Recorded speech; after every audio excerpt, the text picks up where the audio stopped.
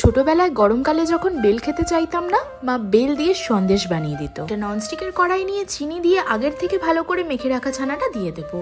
লো ফ্লেমে 5-6 মিনিট মতো নাড়াচাড়া করে দেবো মিল্ক পাউডার আর ভালো করে মিশিয়ে নিয়ে এবারে দেবো বেলের পাল্প। আমি এখানে ইউজ করেছি জলখাবারের বেলের পাল্প।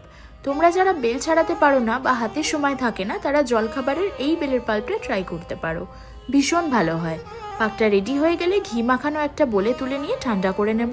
আর তারপর আগের থেকে ঘি মাখিয়ে রাখা এই সাঁচে ফেলে এরকম করে বানিয়ে নিলেই রেডি আমাদের বেলের সন্দেশ। বেল দিয়ে যে সন্দেশ বানানো যায় তোমরা কি আগে জানতে? জলখাবারের এই বেলের পাল্প দিয়ে সন্দেশটা কিন্তু তোমরা অবশ্যই বাড়িতে বানিও। নাও খেয়ে দেখো তো বেলের সন্দেশটা কেমন বানিয়েছি। একদম আমার মতোই হয়েছে তো। এই নে তোর পয়লা বৈশাখের গিফট।